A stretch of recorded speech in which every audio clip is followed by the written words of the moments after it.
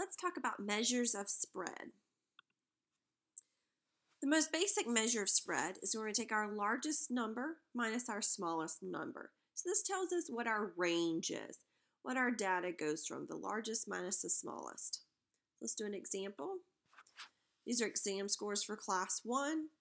They're already in numerical order, so we're just going to do a 93 minus 50 to get 43, and that's our range. We also have what's called the interquartile range, or the IQR. This one's going to take a few more steps, but the general idea is we're going to break this into quartiles. We're going to take the third quartile minus the first quartile. So that's our formula. Sometimes we call these Q3 minus Q1. The interquartile range is very helpful. It shows us where the middle 50% are. So like that middle part of our class, not the highest and not the lowest, but our average, where they're scoring at. So here are our steps. First, we need to find the median, which we're going to call Q2 or the second quartile. Remember, the median breaks the data in half. After we find the median, then we're going to find Q1. Since our data is in half, we're going to find the median of the lower half.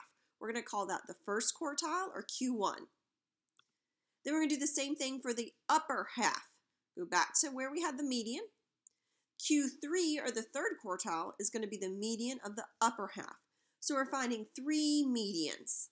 The regular median, and then the median of the lower half, and the median of the upper half. So let's do an example. Here's another set of exam scores. We've got a huge spread, 20 to 100. That's a range of 80. So we don't know what's going on in the middle here. 70 is my median. There's 1, 2, 3, 4, 5, 6, 7, 8, 9, 10, 11, 12, 13 numbers. So my 70 is in the middle. My Q1 is going to be the median of this lower half. So just considering 20 to 60. Now there are 6 numbers there. So I'm going to have to find the middle of 40 and 50, which is 45. So Q1 is 45. I'm going to do the same thing up here for Q3. Do not include the median when you're doing Q1 or Q3. It's a separate number. So Q3 is going to be the middle between 80 and 90. It's going to give me 85. So the interquartile range then, I'm going to subtract 85 minus 45 to give me 40. So there's a spread of 40 points in my middle half. Now we can write all this up in what's called the 5-number summary. The minimum is just my lowest number.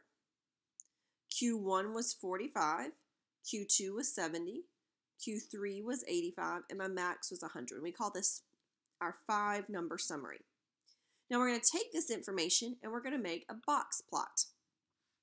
To show you what a box plot looks like before we add to those specific numbers in, our box is made with our quartiles, our Q1, Q2, Q3, and then we have these things called whiskers. Sometimes these are referred to as box and whisker plots instead of just box plots, and they're created with the min and the max. So it uses this 5-number summary to make this graph. So we're going to construct a box plot from the IQR in the example we just did. So there's our 5-number summary again. And then I have a box plot constructed. A couple things to point out on this box plot. I've got a steady number line down here.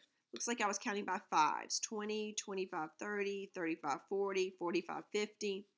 I didn't just put the 5-number summary on my number line. Create a number line first and then put your box plot on top. I also labeled what these numbers meant. These are referred to quiz scores. And you know what that number 45 means. Is that 45 degrees, 45 points, 45 inches? So I've got to tell you what I'm measuring right here. My 50% of my data, my middle 50, that IQR, is what's contained in the box. The upper 25% is in one whisker, and the lower 25% is in the other whisker.